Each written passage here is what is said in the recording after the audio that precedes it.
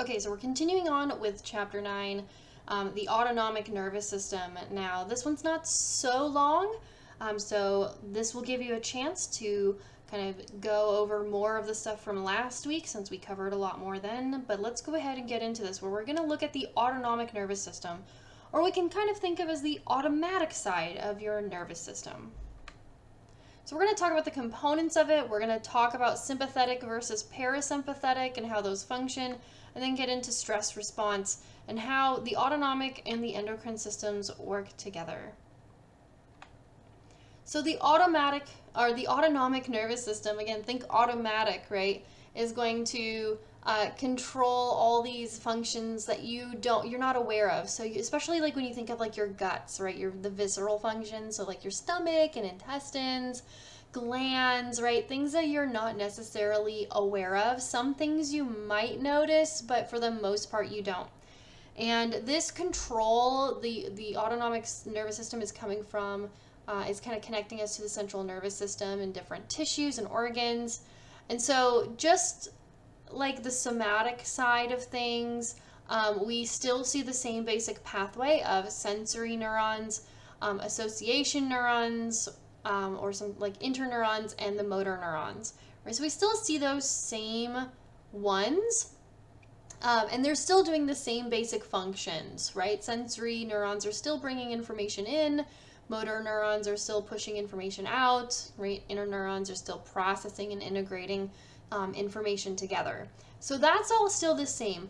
We're just looking at a side of things that is automatic, right? And is generally things that you're generally not aware of. And there's two divisions of the autonomic nervous system, the sympathetic and parasympathetic. Right? Sympathetic is your stress response, your fight or flight response, sometimes also called fight, flight, or freeze. And parasympathetic division, which is the relaxation or rest and digest. Right? That's kind of how we think of it. We'll get into specific things that happen when the sympathetic division is being utilized versus parasympathetic. But that's kind of how we can sum up the two. Most of the organs and tissues are going to be innervated by both sides, right? What we call dual innervation. So they will have connection to both the sympathetic and the parasympathetic sides. So if we take that peek, right, at what's going on the peripheral nervous system side, right, connecting us to the central nervous system, we have sensory and motor division. So sensory division, when we're looking at the autonomic side of things, is going to be the visceral sensory. So things like stretching in like the muscles, or chemical changes, or like temperature changes, nausea, hunger, taste, smell, irritation in the guts, like in the viscera. Generally, again, we're thinking deeper, right? So like on the somatic side, we're thinking skin and like muscles and whatnot. Whereas visceral, we're thinking deep body organs. On the motor side, this is where we get this, again, the output. And so the autonomic nervous system can be split between sympathetic and parasympathetic. Again, fight or flight, or rest and digest. So again, sympathetic nervous system is going to be for motor output, again, for fight or flight type responses, or again, a better way to put it is fight, flight, or freeze. Generally, you think about what fight or flight means, right? You are in an acutely stressful situation, right?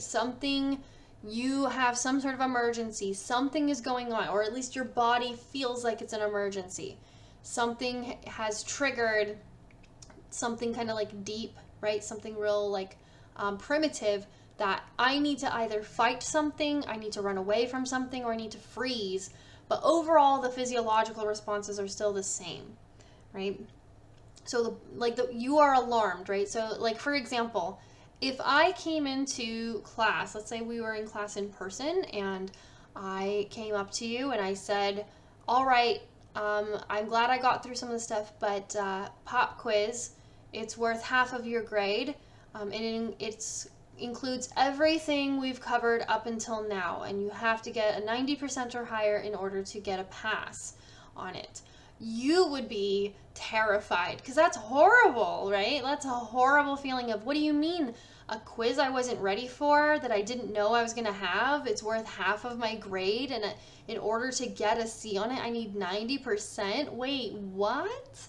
You would be panicking, right? And you would go through some similar physiological effects because of that, right? Your metabolic rate would go up, your blood glucose levels would go up, you might start breathing differently, right? You're breathing like maybe deeper because your airway diameter has increased, your heart rate would be going up, your heart would feel like it's beating out of its chest, right? The diameter of your blood vessels would go down, so vasoconstriction, so blood pressure could go up. Pupil dilation would dilate, so they get smaller. Digestive functions would be downplayed, urinary functions would be downplayed, and you'd probably start sweating. Right? So all of these things, right? All of these things, if you think about it, like if you think about how these can make you feel, all feels like panic, right? Like something is really stressful, you're about to panic, something's going wrong. And so that's what sympathetic nervous system is all about. It is preparing you, it's preparing your body for some sort of intense activity, right? It's preparing you for an immediate like emergency that you may need to run away. You may need to fight something, right? And so because of that, right, your body is preparing, it's taking actions that best prepare the body parts that are involved with immediate survival. So your heart's pumping, you're breathing, you got more glucose in your blood, because all of those things are going to help you with immediate survival.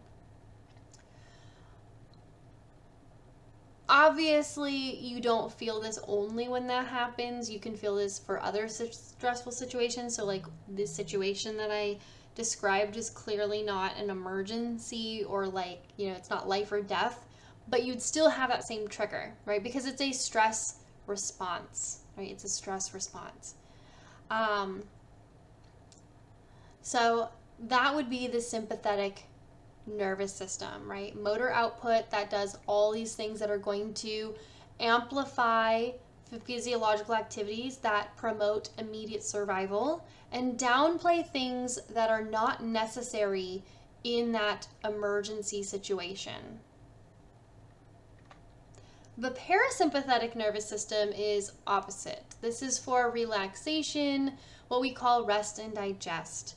So the metabolic rate drops, blood glucose levels drop, you're not breathing as deeply, the airway diameters have gone back down, your heart rate has gone back down to normal, blood vessel diameter has gone up, so blood pressure's lower, your pupils have constricted. Lacrimation, so you can form tears now, you're going to be digesting your food, right? You're going to be going through urinary functions. So in this case, right, we're not worried about immediate survival right now. So we can do things that are still important for survival, but on a longer term basis. So things like getting the nutrients from the food you eat and making urine, right? Those are things we can put our focus in because there is no immediate threat, right? We can use resources to get those functions done. So the parasympathetic nervous system, right, kind of counteracts the sympathetic nervous system. So we're kind of always like, in a balance between these two, right? When something stressful happens, sympathetic kicks on. When things are more chill, right, parasympathetic kicks in. And there are some cases where the actions performed by the sympathetic or parasympathetic nervous system don't actually have to do with an emergency. That's just the analogy, or that's the focus we put on it, because a lot of these actions are either emergent or non-emergent. So stress response, right, this is kicked on by the sympathetic division of the nervous system, and this is again for survival. You have an immediate emergency, right? You have something that like your survival at least feels like it's at risk, and so the sympathetic division kicks on to help you survive. It's generally for short term, right? Acute stress. So that once the stressor is eliminated, right? Once you've gotten away from that danger, right? Or stress or whatever, you come back down. Because stress is also expensive, physiologically speaking. I mean, your metabolic rate's gone up, your glucose level's gone up, you're not bringing in the nutrients from the food you're eating, you're not creating urinary output, right? All of those things, right, are costly because you're using more resources by increasing the metabolic rate. You're not bringing in as much because digestive function's gone down, and you're not removing waste as efficiently because urinary functions have gone down, right? All the efforts have been put into you getting oxygen in and pumping blood, right? That's where the effort's really been put in. And so it's not a fun state to be in, and it's not very efficient. So we need the parasympathetic division, right, to bring us back down so that we can be in that calm, more efficient state where the metabolic rate's not as crazy, digestive functions and urinary functions are going just as normal, respiratory functions, heart rate have gone back down since we don't need all that extra oxygen and blood flow. So stress response is going to be controlled by the central nervous system, as almost anything else you can think of, right? As well as the endocrine system, really, because those are really the two big players when it comes to communication and control.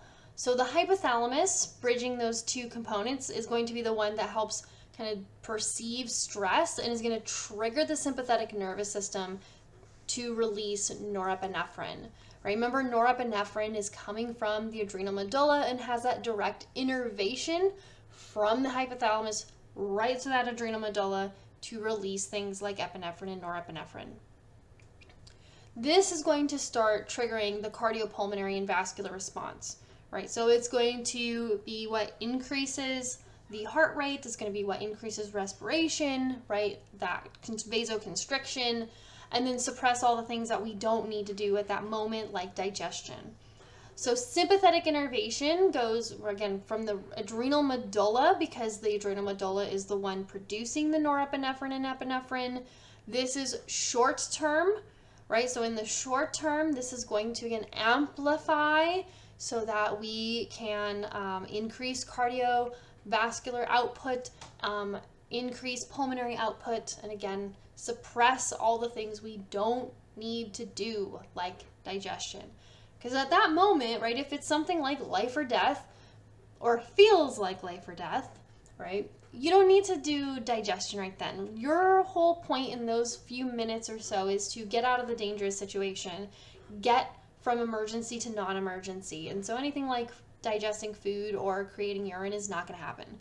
But we can't sustain this for a very, very long time necessarily, right? We need to go back to normal, in which case the parasympathetic division is going to be what helps with that. When it comes to long-term stress, the hypothalamus will talk to the anterior pituitary to release ACTH. Remember, ACTH is adrenocorticotropic hormone, and that's for the long-term stress hormones like cortisol, right? Long-term, so cortisol is released in for long-term stress response. This is going to help,